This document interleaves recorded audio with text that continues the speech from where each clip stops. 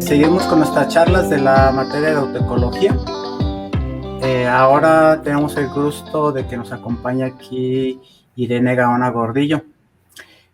Irene es egresada de la Universidad Nacional Autónoma de México. También ella hizo su maestría en la Universidad Autónoma de Tlaxcala en el Centro Tlaxcala de Biología de la Conducta. Y ahorita ella se encuentra en la Universidad de Múnich y también está asociada ella con el Max Planck Institute for Ornithology. Entonces, ella se ha desempeñado en diferentes aspectos de la fisiología de aves, en diferentes ramas, en temperatura principalmente. Y ahora con lo que nos viene a acompañar es aplicando algo sobre historias de vida en 2 especies de paserinos. Entonces, sin más, los dejo con ustedes. Irene, adelante. Gracias por acompañarnos. No, muchas gracias por la invitación y una disculpa por la tardanza. Bueno, como decía Alejandro, les voy a presentar hoy algo mucho más aplicado sobre teorías de historia de vida. Y bueno, el título que decidí ponerle a esta charla es Dime cuándo y cuántos y te diré cómo eres, que se relaciona con los ritmos de vida y las teorías de historias de vida en 2 especies paseriformes. Bueno, pues no sé si, seguramente como ustedes se han preguntado y también como mucha gente lo ha hecho a lo largo de la historia, es porque los animales tienen diferentes, por ejemplo, crías. En el caso de, bueno, no diferentes crías, diferentes números de crías. Por ejemplo, en las ovejas, por lo general siempre tienen una cría por parto, pero si pensamos en las gallinas, suelen tener muchos más pollos por nidada, y también en el caso, por ejemplo, de los sapos, que tienen más, dejan más huevos, o en el caso de los peces. Pero bueno, mucha gente ha investigado esto y en esto se engloba en el marco de las teorías de historia de vida. Como pueden ver en la imagen de la izquierda, este es un ejemplo representativo de lo que es las historias de vida. Se dice que son estrategias diferenciadas entre y dentro de las especies. Eso quiere decir que dentro de las mismas especies los individuos pueden tener varianza en diferentes aspectos de la vida, como por ejemplo es el crecimiento, la reproducción o el mantenimiento corporal, ya que la obtención de recursos es muchas veces limitada en el sentido de tiempo, y así como que los recursos son finitos. Entonces, los organismos, no conscientemente, pero toman una decisión de qué rasgo aplicar, más bien asignar más recursos en determinados momentos de la vida. Por ejemplo, cuando las crías nacen, obviamente no les interesa la reproducción, sino invierten más recursos a crecimiento y tal vez mantenimiento corporal. Cabe destacar que enfrentan estas disyuntivas, como les decía, porque los recursos son limitados y también porque hay restricciones a niveles fisiológicos y genéticos. Entonces, bueno, aquí, como les decía, este es uno de los ejemplos sobre reproducción y longevidad, donde se ve que hay organismos que pueden tener alta fecundidad, pero bajo cuidado parental, y también una maduración tardía en la vida, pero hay organismos que por el contrario pueden tener una maduración temprana, pero tienen bajo cuidado parental y bueno, también podrían tener baja fecundidad. Cabe destacar que estos asignación diferencial de recursos a los diferentes rasgos de las historias de vida es dinámico a lo largo de la vida de los organismos. Asimismo, también se ha propuesto los ritmos de vida. Esto quiere decir que a lo mejor han escuchado la frase de vive rápido, muere rápido. Lo que quiere decir es que se van a favorecer ciertas estrategias, pero en decremento de las otras. Por ejemplo, si hay una maduración rápida, eso querría decir que tal vez la longevidad no sea tanta. ¿Por qué? Porque se le está asignando muchos más recursos hacia la reproducción en detrimento del mantenimiento corporal. Mantenimiento corporal me refiero a reparación de daños. Y bueno, aquí hay una representación gráfica de cómo sería estos ritmos de vida, ¿no? En el lado izquierdo tenemos organismos que se le llamaría de vida larga. ¿Por qué? Porque tienen metabolismos largos, la maduración viene después y viven más. En el contrario, tenemos el extremo, que serían los organismos de vida rápida, que tienen un metabolismo más acelerado, tienen una edad de maduración más temprana, pero se ven afectados en la esperanza de vida, que es más corta. Cabe destacar que no son, los organismos no se sitúan en un lado o en el otro, sino que esta es un continuo, se le llama continuo. Y bueno, ahora sí ya entrando más a lo que es lo que fue mi estudio, como ya les comentaba, hay diferentes ritmos de vida, ya sea rápidos o lentos. Disculpen. Y bueno, les comentaba que las disyuntivas de las historias de vida se resuelven diferente entre individuos, poblaciones y especies. Cabe destacar que aquí hay interacciones también con el ambiente, no se puede dejar nunca de lado el ambiente. Y bueno, uno de los como que avances que se tuvo en esta área fue a principios de los 2000, donde se propuso que no solo se integraran rasgos morfológicos o que les llaman como de fecundidad o de maduración, sino que también se incluyeran los rasgos fisiológicos, los morfológicos, y últimamente se ha buscado integrar también los de comportamiento. Y uno de los aspectos que ha interesado mucho a los científicos, sobre todo por los efectos dinámicos que tengan en las poblaciones, son en la reproducción y la supervivencia. Como les había mencionado, si hay organismos que se reproducen temprano en la vida, su supervivencia va a ser en detrimento. Pensemos, por ejemplo, en el caso de los humanos. Los humanos invierten mucho en el cuidado parental y la maduración sexual se da después de varios años, y por tanto tienen periodos de vida muy largos. Pero si pensamos en animales como por ejemplo los gorriones, viven poco tiempo, tienen nidadas más grandes, sí hay cuidado parental, pero se ve en detrimento de su vida. Y bueno, esto es justo lo que les había estado diciendo. A los organismos que inviertan más en reproducción actual me refiero en este momento a la reproducción, la teoría dice que tienen vidas cortas, que tienen tasas de crecimiento aceleradas, son propensos a tomar riesgos, son más agresivos y tienen un metabolismo rápido. Por el contrario, si pensamos en los animales que invierten más en reproducción futura, y con futura no quiero decir que la posterguen, sino que a lo mejor piensan en este momento reproductivo, pero también en el siguiente, van a tener vidas más largas, la tasa de crecimiento son más lentas, evitan el peligro, son menos agresivos y tienen metabolismo lento. Lo de la conducta tiene sigue cierta lógica, ¿no? Aquellos organismos que eviten el peligro obviamente van a estar no van a estar en tantos enfrentamientos con otros organismos, los cuales permitiría estar invirtiendo en otros aspectos. Y bueno, parte de lo que la teoría aún no falta información para recopilar y poder contestar es cómo es esta integración de los rasgos fisiológicos, de comportamiento y de historias de vida a los diferentes niveles biológicos. Con niveles biológicos me refiero a individuos, a poblaciones, a especies. Y entonces hay dos vertientes de cómo podría ser esto, y entonces una de ellas dice que si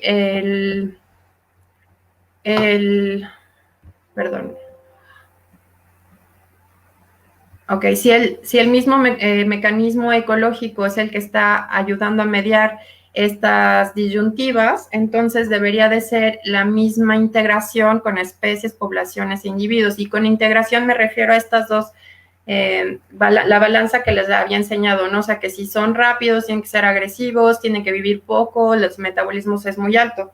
Pero por el contrario, si son muchos mecanismos ecológicos los que están interviniendo en esta integración de los diferentes rasgos, entonces debería de diferir entre especies, poblaciones e individuos. Y bueno, para poder contestar esta pregunta que nosotros tenemos, utilizamos dos aves de paseriformes que han sido muy estudiadas en Europa por, no sé, diría que finales de los 1800 o quizás antes, que es el carbonero común, que es la imagen que ven a la izquierda, y el herrerillo, que es el que se ve azul, que está en la parte derecha.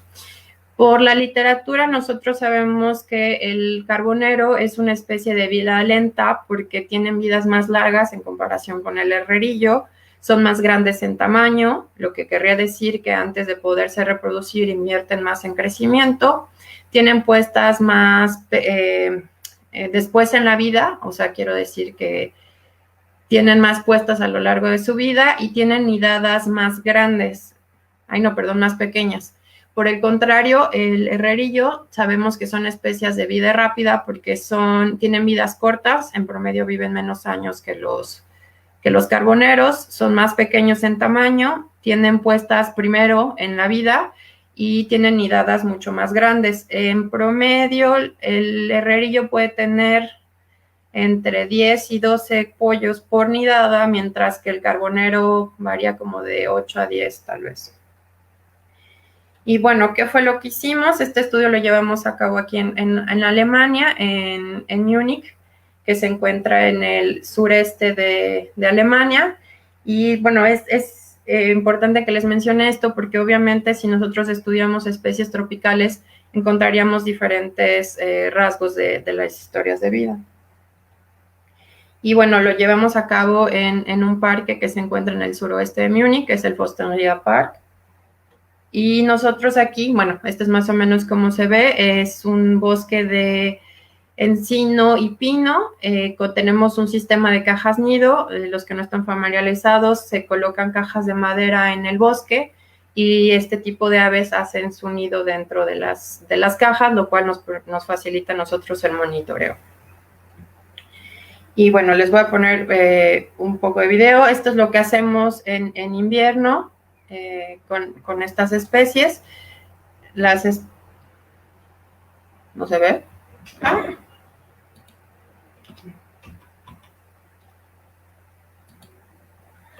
Nosotros vamos en invierno al bosque y utilizan las cajas nido para meterse, como acá hay nieve y baja mucho la temperatura, entonces se meten a dormir ahí y nosotros aprovechamos esa situación y entonces capturamos a las aves y las anillamos para poderlas tener identificadas para nuestro estudio. Y bueno, en sí, ¿qué fue lo que hicimos? Llevamos a cabo inspecciones 2 veces por semana de las cajas nido para poder tener un registro preciso de cuándo empieza la construcción del nido, así como cuándo empieza la fecha, más bien cuándo es la fecha de puesta, la fecha de incubación, el tamaño de la nidada, eso quiere decir que contamos cuántos huevos hay en total y cuántos de ellos nacen. Estos son rasgos importantes para el fitness de las especies. Y también hacemos pruebas de exploración y así como medimos la tasa de respiración. Las pruebas de exploración las utilizamos como el comportamiento, como para poder integrar el comportamiento, y las tasas de reproducción lo usamos como un proxy para la fisiología de los animales. Entonces, bueno, también tomamos medidas morfométricas que son importantes para poder ver lo del tamaño. Así es más o menos como se ven nuestras estaciones de medición. En la foto de la derecha pueden ver cómo se les está midiendo el ala a uno de las aves, a uno de los individuos que capturamos. Y bueno, aquí les voy a poner otro video. Así es como medimos la tasa de respiración. Se cuenta cuántas veces inhalan o exhalan durante 30 segundos. Y bueno, también sexamos a las aves.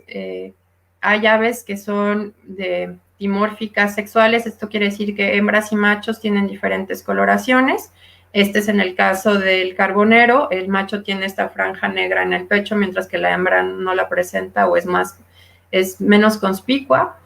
Pero para las aves que son monomórficas sexuales, esto es que no tienen diferente coloración entre los sexos, se pueden sexar por el parche de incubación, que es este justo que se observa en el video de la inferior derecho, que son cuando las aves pierden, las hembras pierden las plumas para poder hacer la transferencia de calor hacia los huevos, ya que si dejaran las plumas, el calor no se transfiere tan bien. Entonces igual les voy a mostrar un video de cómo se ve también la tasa de respiración en las hembras, y así es como nosotros las podemos sexar a las aves. Si ven, también tienen anillos de colores, esto nos ayudan para otro tipo de pruebas, y también les ponemos anillos metálicos que nos ayudan como identificación durante toda la vida del organismo.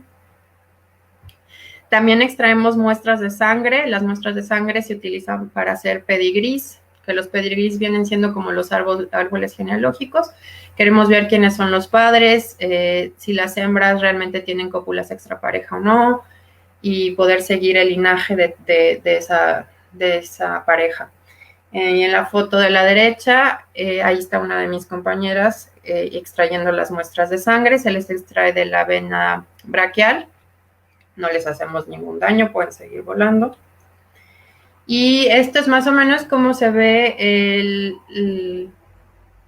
cuando evaluamos la exploración. Se colocan en una jaula que ya está estandarizada, es un método muy estandarizado, y como pueden ver en la imagen en inferior derecha, se les toma un video.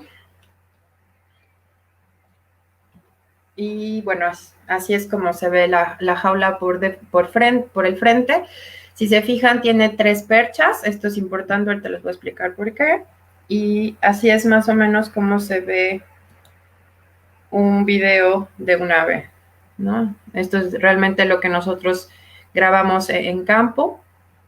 Ese es un carbonero y creo que es macho porque trae la franja negra muy marcada.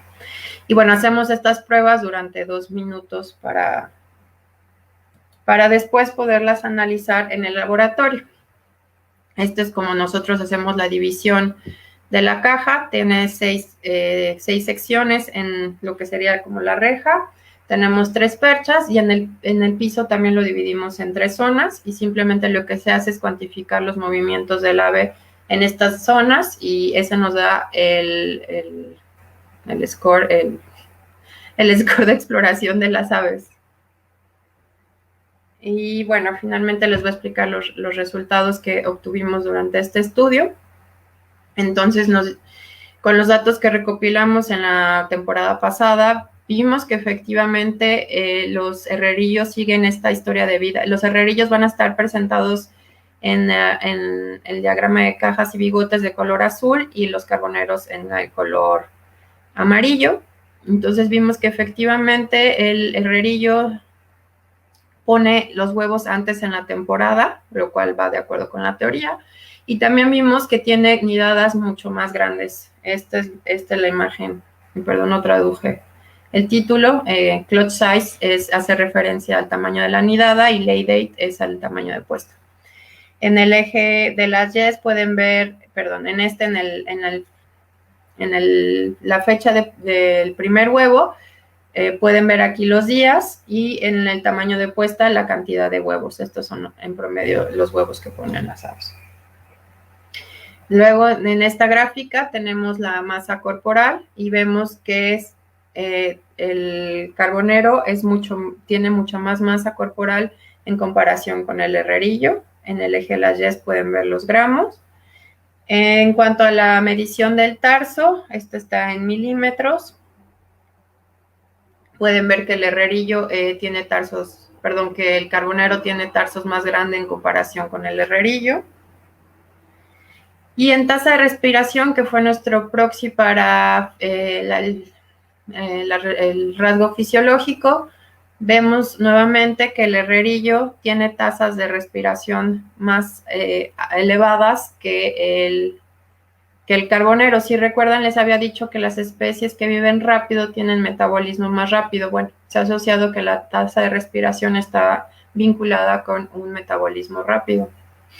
Pero cuando evaluamos la exploración, aquí pueden ver en el eje de la Y en los movimientos que tienen dentro de la jaula, vimos que no había ninguna diferencia entre las especies. Y bueno, también lo que quisimos ver es cómo eran dentro de esta especie. O sea, si los mismos carboneros que ponían nidadas más grandes también eran los mismos carboneros que vivían poco o no. Y bueno, no encontramos ninguna correlación dentro de estos rasgos dentro de las especies. Y bueno, lo que se puede sacar de conclusión de este trabajo es que efectivamente, con lo que se sabía, el herrerillo es una especie de vida rápida porque presenta rasgos de historia de vida como fecha de puesta primero en la temporada, tiene rasgos morfológicos que son de este tipo de especie, como son que son más pequeños, tienen tarsos más pequeños y masa corporal menor, y también tienen rasgos fisiológicos elevados, como es la tasa de respiración.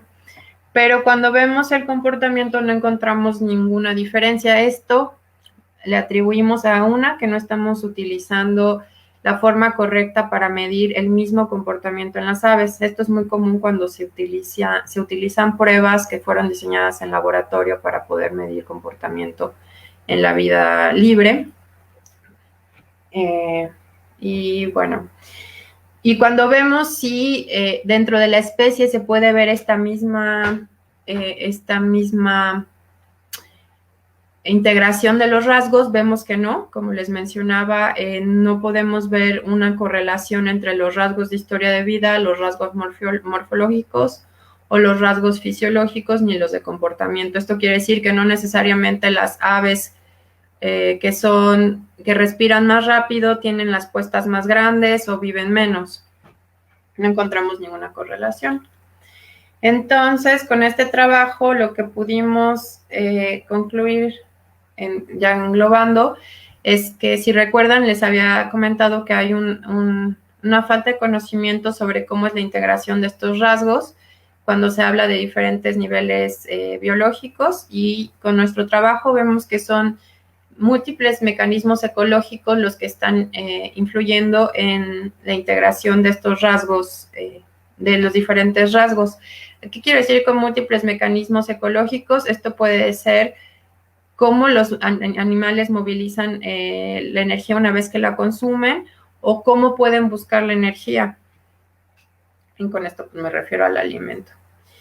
Y bueno, lo que estamos haciendo este año es otro comportamiento para poder ver si se sigue con esta misma línea. Estamos midiendo patrones de agresión. Aquí está una de las estudiantes colocando el experimento. Y bueno, aquí les voy a mostrar un poco de cómo se evalúa. Entonces nosotros les ponemos audio y simulamos que hay un intruso dentro de su territorio. Y si se alcanza a ver, allá se ve un ave que está volando cerca de la caja nido, y entonces nosotros sabemos que ese es el macho y que el macho está respondiendo a esta intrusión de otro organismo. Y bueno, muchas gracias. Espero que tengan muchas preguntas y que haya quedado claro. Bueno, gracias, Irene. Si tienen preguntas, las pueden dejar en la sección de comentarios en el Facebook. Tardan un poquito luego en actualizarse aquí en las que vamos a ver, pero aquí hay una. Si quieres, con esa comenzamos. Ahí. ¿La puedes ver ahí? Sí. ¿No la veo? Sí, ok. Dice, pese a que el ave se estresa a la hora de que se cuentan las respiraciones, ¿no se altera el patrón normal de su respiración? Sí se altera. Lo que se hace es que no di tanto detalle, pero cuando se les mete en la jaula, después se deja que se estabilicen en la jaula. Hay un compartimiento en el lado. Dejen ver si en alguna. Aquí creo que está más claro. Hay un compartimiento en el lado y ese lado se tapa, y entonces cuando el ave sale ya se puede, está como más tranquilo, y ya con eso se mide, pero sí, efectivamente sí se altera la respiración. Ok, gracias. Otra pregunta de Julie Ferkalt. ¿Habría algún método diferente para medir el comportamiento entre ambas especies? Si te refieres a la exploración, te puedo decir que sí.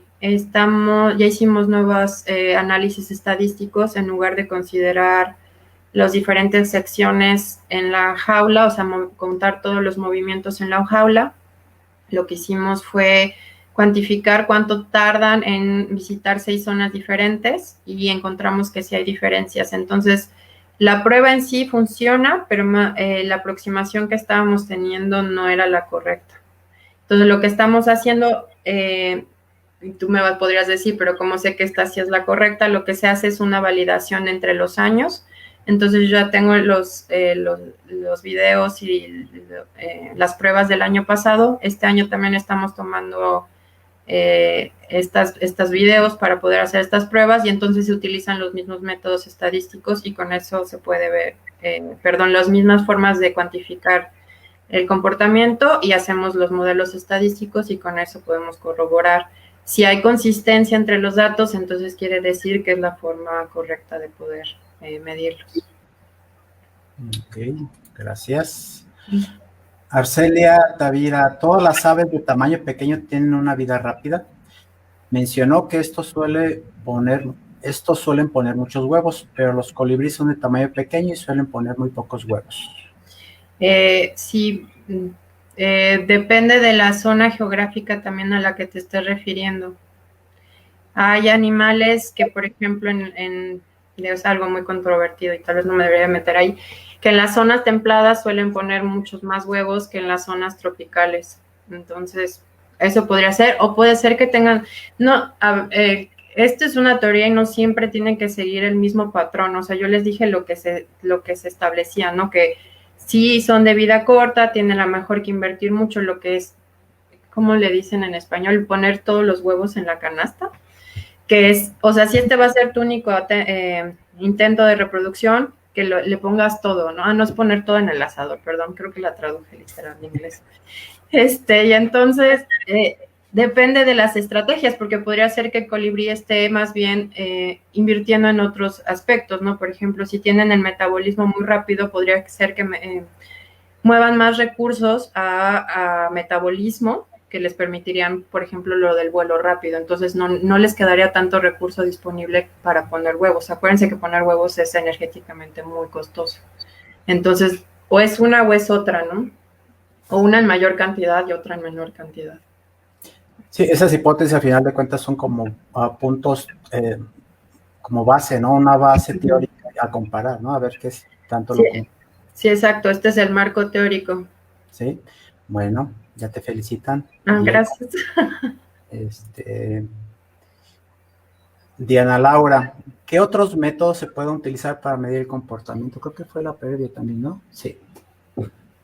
Comportamiento. Bueno, depende de qué comportamiento quieras medir.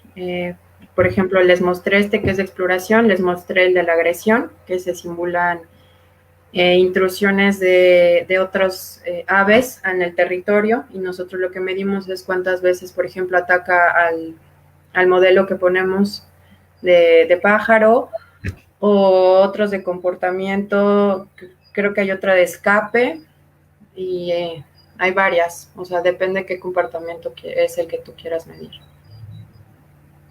Okay. Ahora, Adileni Hernández, ¿cuántos huevos tiene que haber de diferencia para poder decir que una especie es de vida lenta y la otra rápida? Muy buena pregunta. ¿Cuánto es mucho y cuánto es poco? Lo que se hace es la estadística, que justo es esta gráfica en el lado derecho. Es eso, o sea, se hacen los modelos y con los modelos tú puedes decir si hay realmente diferencias entre los animales, porque obviamente te puedo decir que también hay herrerillos que ponen muy pocos huevos y hay carboneros que ponen muchos huevos, pero se hacen los modelos y con los modelos se compara si realmente esta es como la tendencia normal o no. Entonces no te puedo decir cuánto es mucho ni cuánto es poco, más bien tienes que hacer las comparaciones para poder saber. Ok. Paulina Arreola, ¿a qué se debe que los organismos de metabolismo lento sean más agresivos a comparación de los lentos? Como bien decía Alex, esto es solo como la teoría, no necesariamente todos los que sean de metabolismo rápido son más agresivos y también dentro de la misma especie, aunque a nivel de especie se diga que son de metabolismo rápido, no quiere decir que todos los organismos sean agresivos. O sea, siempre es un gradiente en todo. Y de metabolismo rápido, pues así podría ser que sean más agresivos también porque necesitan conseguir, por ejemplo, más recursos o necesitan establecerse en mejores territorios, entonces siempre están como en el enfrentamiento con otros individuos para así poder satisfacer las necesidades metabólicas, pero te digo, es un gradiente, no es algo, o sea, no quiere decir que siempre sea la regla.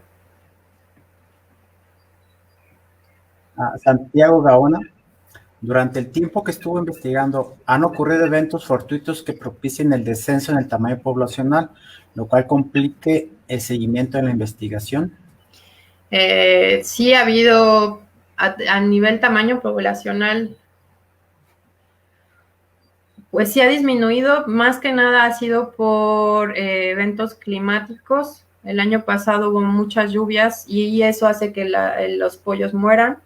El invierno fue muy largo, este año fue muy frío, entonces eso hace que los adultos no puedan sobrevivir al invierno, pero ninguno ha sido para que complique la investigación, no llega a ese nivel. Siempre hay migración de otras zonas. Y te puedo decir que también los humanos tuvimos un problema en una de las zonas donde hicimos estudio porque una persona nos estaba abriendo las cajas con un desarmador y lo que hacía era sacar el nido y mataba a los pollos, no me pregunten por qué. Y este año también estoy muy molesta porque era mi caja favorita de este año. A alguien se le ocurrió inundarla con semillas y ahogaron a los pollos, entonces son las cosas malas que pasan, pero nada que nos disminuya, que complique la investigación. Ok. Aileen Castillo, ¿y el estar dentro de la jaula no altera el comportamiento debido al estrés? No. Se ha visto que no, porque se han hecho pruebas desde hace como 20 años con este tipo de forma de hacerlas y se cuantifican tanto en la jaula como en otras formas, que es en los estudios como en laboratorio, y se ve que hay una correlación entre los dos. También lo que se hace cuando se ponen, como les mencionaba, en este compartimiento helado, se les deja en oscuro para que se puedan tranquilizar y ya después es cuando se les libera la jaula. Y digo, ya no puse los ejemplos, pero tengo desde las aves que son muy, muy activas hasta las que se quedan sentadas y no hacen nada. O sea, sí se alcanza a ver como esa variación en el comportamiento. Okay. Mauricio García, ¿se puede aplicar este estudio para aves de gran tamaño? Águilas, buitres. Pues estaría interesante. No sé si se les puede hacer una jaula lo suficientemente grande a los buitres para que pudieras medirle la exploración, pero hay diferentes formas, esta no quiere decir que sea la exclusiva. Digo, me imagino que sí. Creo que lo interesante viene es que quieres contrastar, ¿no? Y si te lo permite los aspectos técnicos. Sí, no, estaría padre poderlo hacer. Ok. Bueno, te dan las gracias, Fercar. Y Diana Laura, ¿cuántas veces se debe repetir un método para determinar que este comportamiento es normal y no causado por el estrés? Sí, se hacen medidas de repetibilidad. Te digo, nosotros ya no, bueno, sí lo vamos a seguir, lo hacemos porque obviamente son estudios longitudinales. Nada más los capturas una vez, que es cuando están alimentando a los pollos a cierta edad. Después ya no los podemos capturar, pero el siguiente año a los que sobreviven se les captura y así durante varios años, y después se hace algo que se le llama medida de repetibilidad, y con eso ves qué tan consistente es el comportamiento, ¿no? Porque obviamente los capturas en diferentes contextos, y entonces con eso puedes ver si efectivamente el resultado que habías tenido previamente es consistente con el año siguiente y con el contexto siguiente. Por eso se dicen que son estrategias relativamente estables y que la personalidad es, a pesar de que es flexible en el sentido de que puede ser más o menos agresivo, siempre vas a estar como en uno de los continuos, ¿no? O sea, si Si estás en el lado, por ejemplo, de muy agresivo o muy explorador, a pesar de que el contexto se mueva, siempre vas a tender a ser como más explorador en comparación con otra de las especies. Pero eso hace repetibilidad para poder ver que es normal. Álvaro Alejandro, las aves que en sus nidos tienen huevos de aves parásitas, ¿se dan cuenta? Creo que no, no sé. Creo que ¿qué es el cuco? ¿El cucu? El cucú. Los siguen criando, ¿no?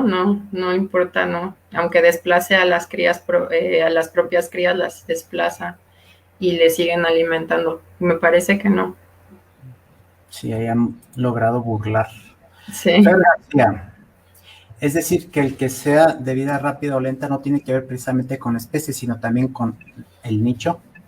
Sí, es lo que les decía mucho de también que esta idea de que la integración siempre tiene que ser estática y muy tajante, nosotros vimos que con nuestro estudio no es así, sino que hay diferentes mecanismos externos e internos de los organismos que son los que están influyendo cómo sea el tipo de estrategia que presentan. Entonces, sí, claro, tiene que ver también en el ambiente en el que se desarrolla. Ok. Paola Loesa, ¿se puede sexar aves de cualquier edad? Eh, Al menos te puedo decir que en esta sí el pollo está saliendo del nido, ¿no? Porque no tienen este parche que les mencionaba. La forma más sencilla, bueno, hay dos formas, no tres formas de sexar a las aves. Una es con el sexado por cromosoma, eso quiere decir con la sangre haces todo, ¿no? Como podrías determinar mujer o hombre, también se puede hacer en aves con los cromosomas Z y W, creo que son. Y otra es por este que les mencionaba que son, dije dimórficos, perdón, son dicromáticos sexuales, ¿no? Que sean de diferente color.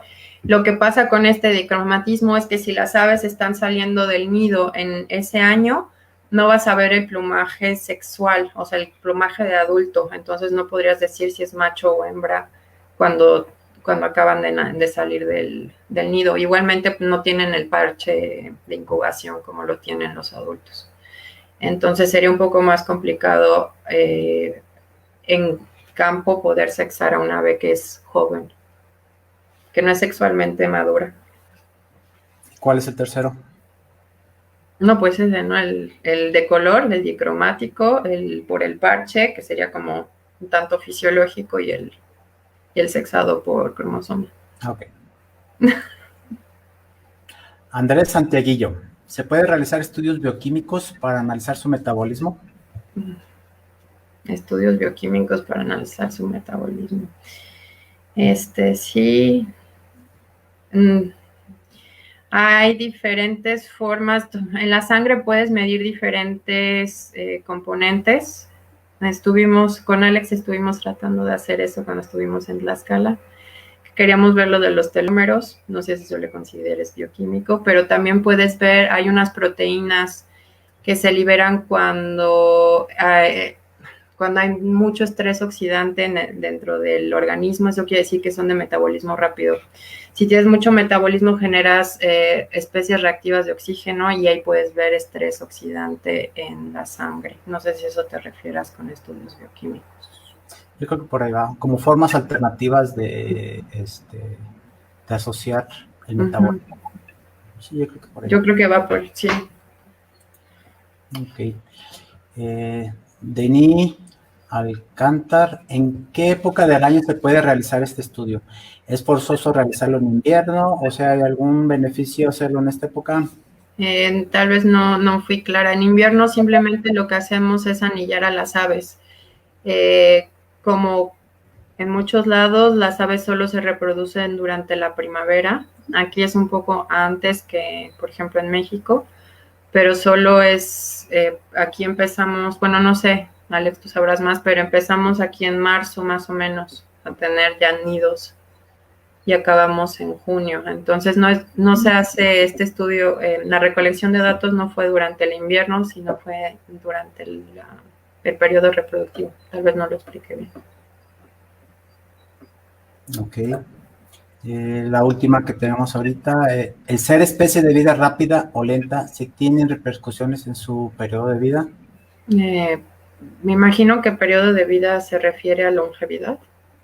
A lo largo de su vida, ¿qué implicaciones tiene tener ser de vida rápida o de vida lenta? Ok.